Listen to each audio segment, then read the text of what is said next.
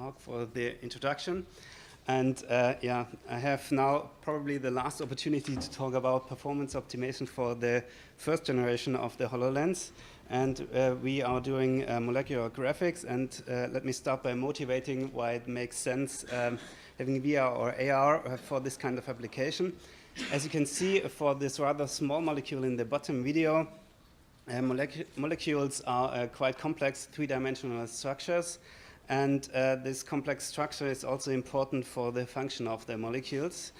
Application scientists in this area usually don't use only 3D renderings, but also often use stereoscopic rendering.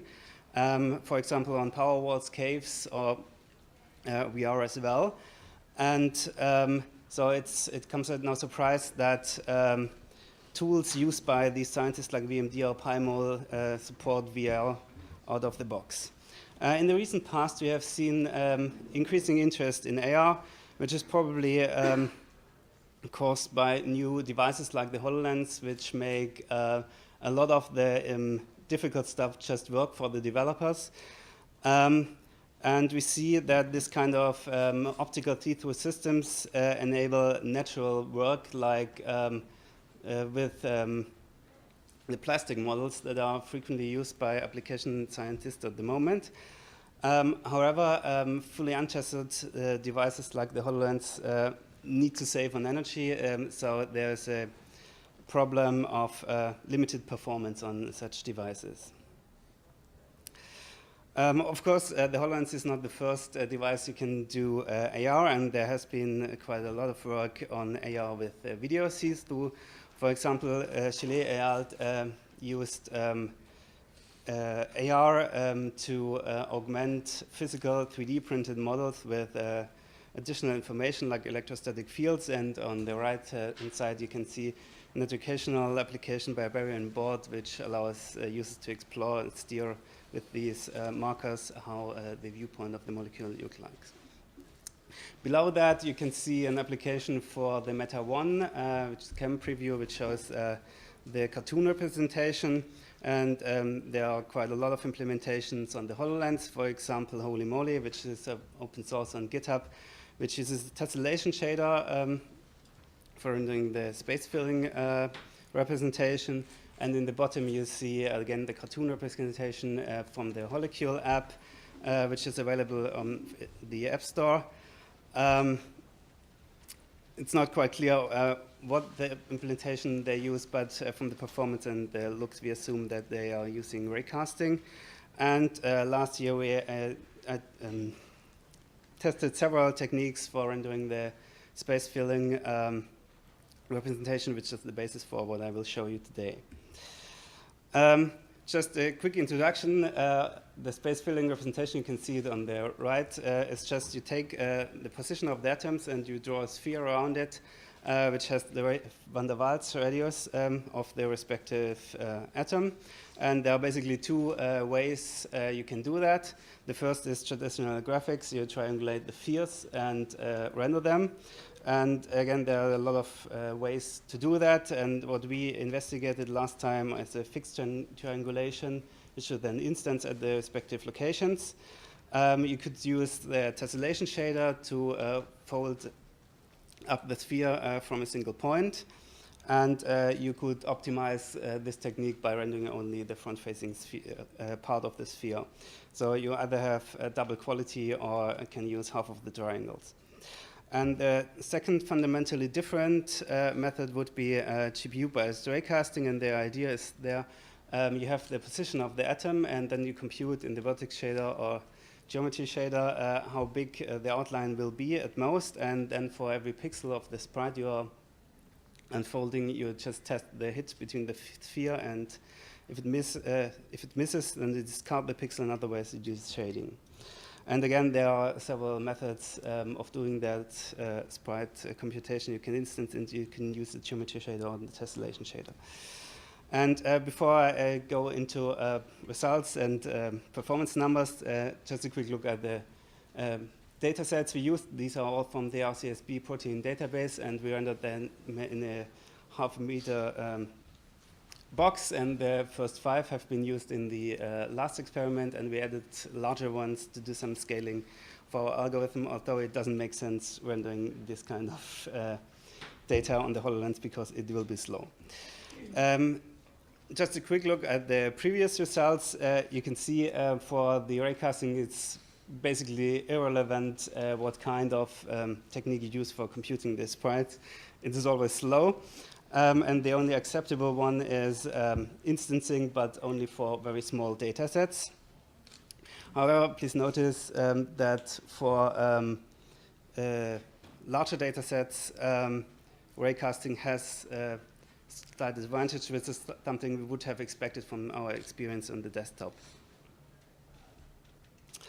But yeah, mostly raycasting performs bad on the HoloLens, and in contrast to the desktop, and the question is why.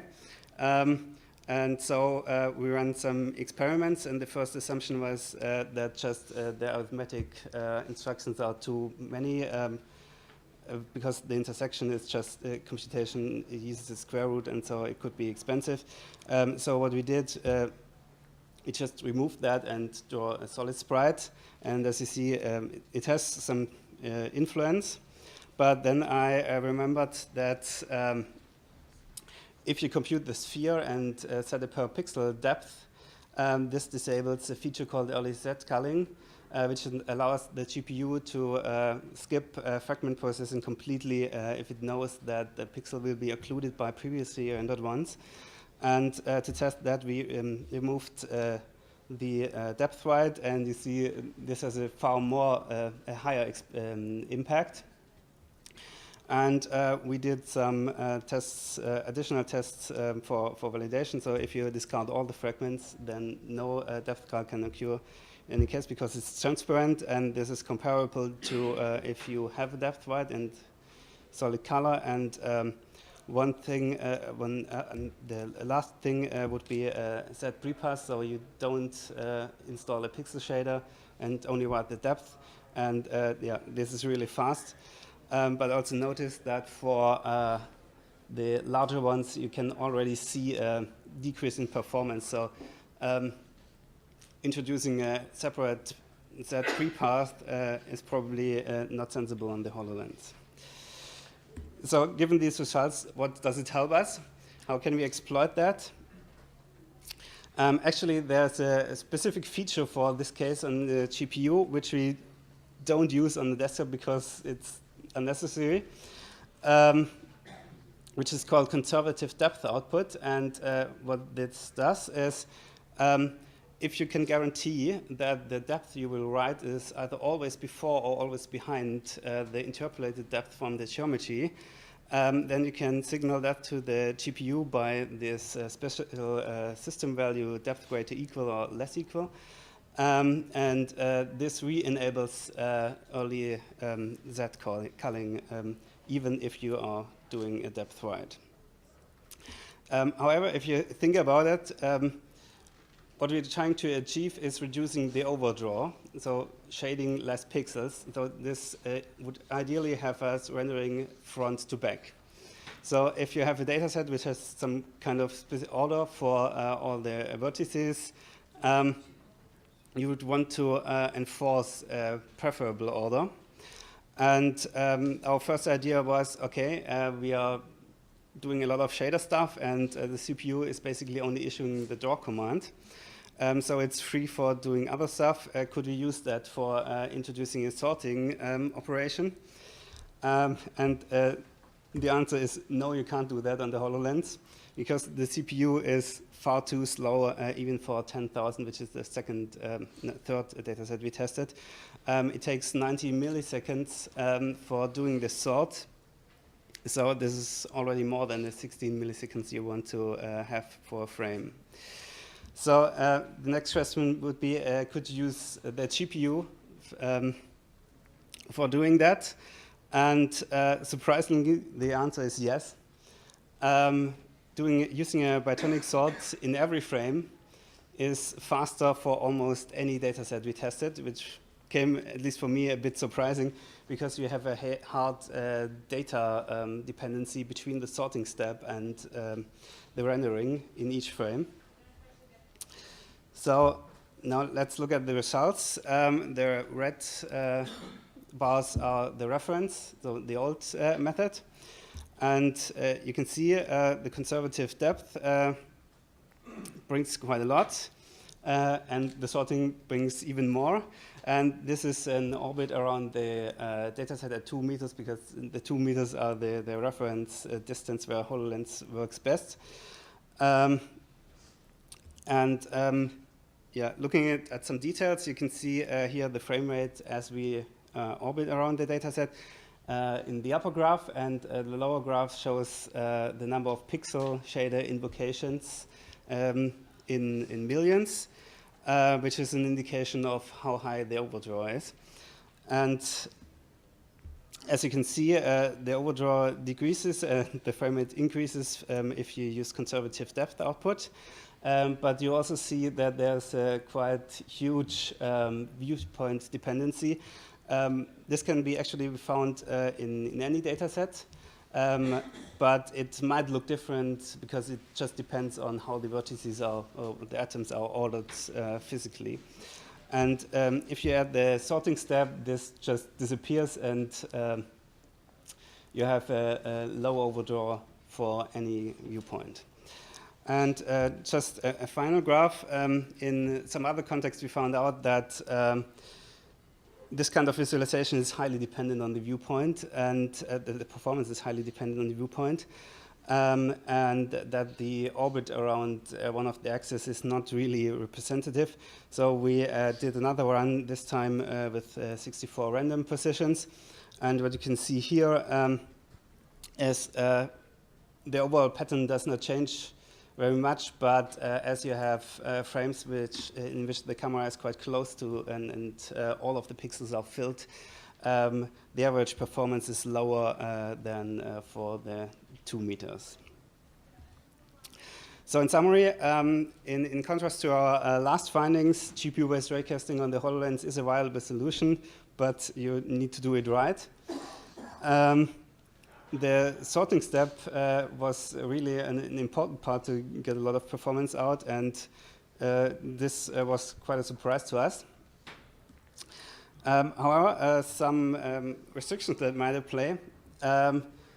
The reason why this is working so well is that molecules are just compact, dense structures which have a lot of overdraw, because what we are doing, we are optimizing the overdraw. And so if you have data which are, for example, like a simulation of gas, which is sparse, or it's a large volume where you are walking around, this won't work anymore. And especially the sorting will be probably more expensive than it might bring. So in this case, you'll be probably better off using LOD or frustum culling techniques. In the paper, and I did not mention this, we also tested the cartoon representation, which is a more abstract one, and this works quite well, just because you have less triangles in this case. And the one thing we did not test yet are other surface models, like the solvent excluded surface. So this concludes my talk. Thank you, and if you have any questions, I will try to answer them. Great, thank you. We just have time for one quick question or so. Does anybody have a question? Yep, can you please talk at the microphone? The microphone beside you there. Yeah, oh great, thank you. Okay, thank you for interesting presentation. My question is about the triangulation of the protein, the molecules. How do you triangulate it? Either each atom individually or the whole molecule? You mean in the previous paper? Because in this paper there is no triangulation. We are raycasting the spheres on sprites. Yeah. Or do you mean how the sprites are generated? Yeah. So the sprites are basically two triangles, and these are instanced, because instancing is the fastest way to do that. Okay, thank you. Great, thank you very much again. Let's thank him again. That's great.